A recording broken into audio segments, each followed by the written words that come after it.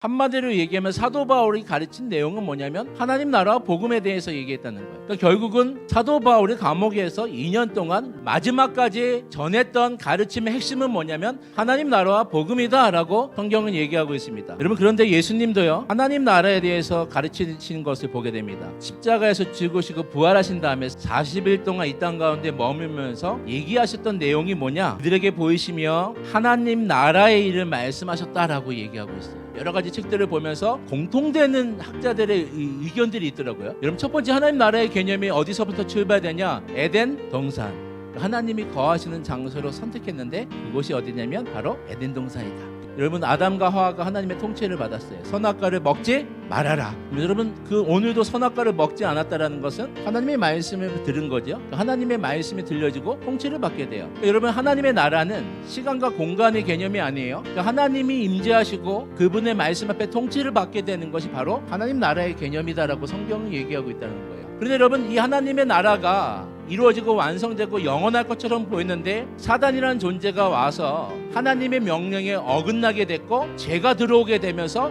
이것이 깨지는 것처럼 보였어요. 하나님이 거하시는 장소를 또 하나 선택해야 되는데 이스라엘 민족 안에서 그들 중에 거하시려고 성막을 만들려고 합니다. 그리고 그곳 가운데 하나님이 임재하십니다. 그리고 그곳 가운데 하나님이 말씀하세요. 이스라엘이 가나안 땅에 정착하면서는 성막의 개념이 성전을 허락하셔가지고 하나님 나라의 개념이 성전으로 바뀌게 됩니다. 여러분, 성전이 하나님이 임재하셔야 되고 하나님을 만나는 장소여야 되는데 이것이 자꾸 형식적으로 바뀌어져 버리니까 이제는 하나님이 성전도 다 무너뜨렸고 바벨론 포로도 허락하셨고 결국 하나님 나라가 실패한 것처럼 보였지만 내가 하나님 나라다라고 얘기하면서 누가 등장하냐면 신약에서 이제는 예수님이 등장하십니다. 하나님 나라의 개념이 에덴 동산에서 성막에서 성전에서 예수님에서 이제는 그 하나님 나라의 개념이 하나님이 임재하시는 곳을 이제는 어디로 선택했냐? 신약에서는 교회를 선택했다는 거예요. 여러분, 하나님은 계속 열정은 한 가지예요. 어떻게 하면 인간과 함께 할 것인가에 대한 관심이 상당히 많으시고 하나님의 창조한 인간과 어떻게 하면 교제하고 어떻게 하면 만나줄까, 어떻게 하면 인격적인 관계를 맺을까라는 관심으로 가득 차이신 분이 신약시대 예수님 이후에는 그곳이 하나님이 거하시는 장소를 어디에 두셨냐? 바로 교회 가운데 임하시겠다고 주님이 약속하셨어요.